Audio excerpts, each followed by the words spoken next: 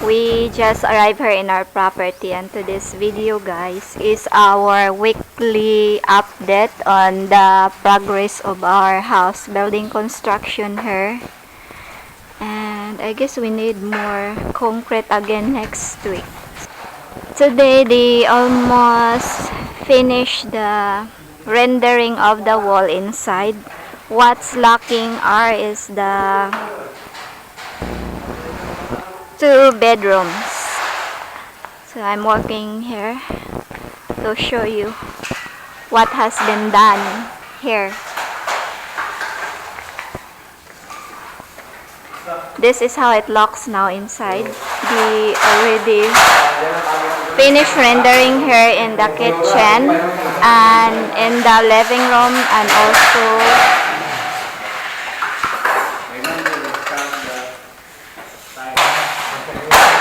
I just thought it'd be easier here in the master bathroom, and also the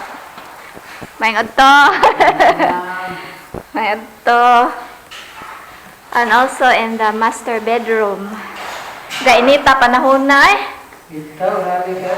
Yeah, so they have done here the putting all the metal pouring, and even in the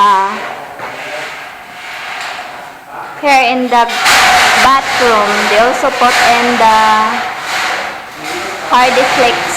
And now last Saturday they started putting on the electrical wiring here, and we have the electrician. So they are the one who do our electrical before in our bunk house. And now they are working on the metal pouring here in the living room, and now they are on the kitchen already. We started already our electrical wiring here in the house. So when all this metal pouring here being put in, we're gonna install the hardy flakes. And my dadoy there working on the framing of our doors and windows.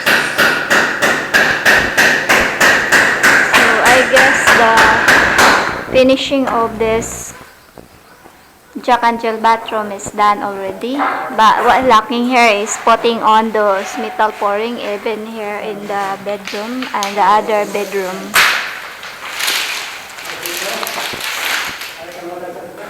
So we let them prepare all the framing of the doors and windows. Then after the finishing and the windows framing, we're gonna let my dad do also the tiling.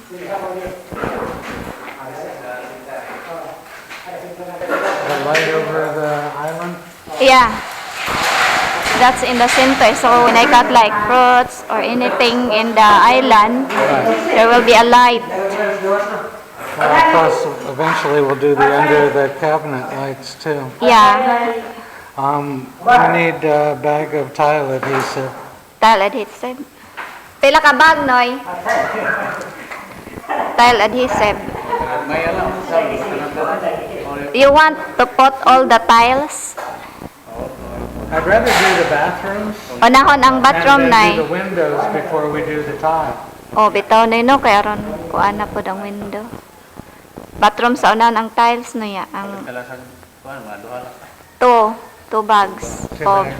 Okay. tile adhesive. Gamit man nato diri po.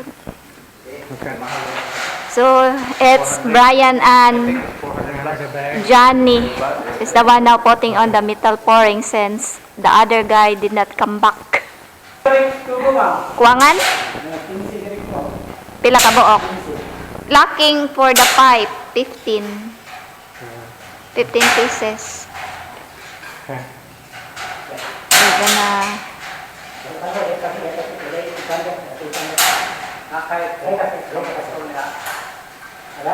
Well, should I go up now and get the pipe? pipe and tile adhesive? Yeah. I guess we need it because they're gonna work here tomorrow. Yeah. Kinahanglan man na niyo ugma dong no? Pero if now, if there is, they gonna use it. Okay. I think Rick has the Rick pipe. has it. I don't know about the tile, but he said that. Yeah. Ang sakit, ito yung number, ana, dong?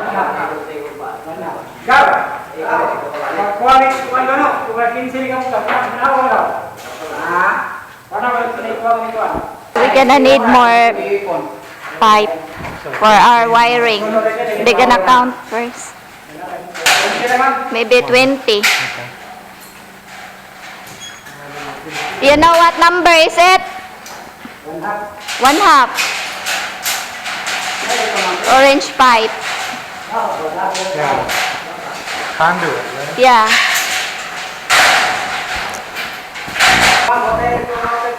Ha? Outlet? Aircon din.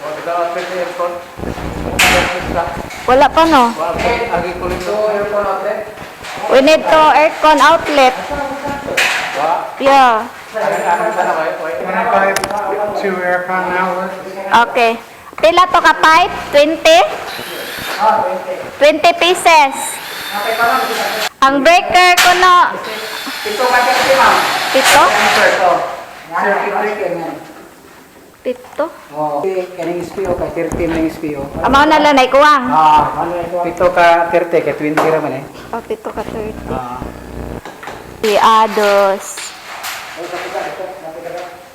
Angle bar over there as trusses to hold the metal pouring because the hardy flakes is quite heavy. So right now they are busy on working on our metal pouring, so the electrician can put in all the electrical wiring there, and also they are currently putting all those electrical wiring here now in the living rooms, kitchen, and each bedrooms. Scott just arrived and able to buy the pipe for our electrical wiring here. Sa tiles ni ma'am? Ha? Tiles ni. Oh. Adhesive. How many, honey? How Yeah, much? you said 1 or 2, we got Yeah. 2. So we got 2 bags of adhesive for tiles and 20 length of PVC pipe, orange one, for the electrical wiring. So the panel board will be put in that side, and we're using the PVC pipe, orange one, for the Okay, what about wiring. what about the Nice though. current? Need more 7 pieces of the 30 ampere circuit breaker, and also the THH and copper wire 10/7, 1 box of it, and yeah, so they will finish putting all the wiring in our house. So I guess that is for today's video, guys. And that's the update of our house development here in the province of Bohol. So that's it for today. Thank you everyone. Please do like, comment, share, and subscribe to our channel. God bless.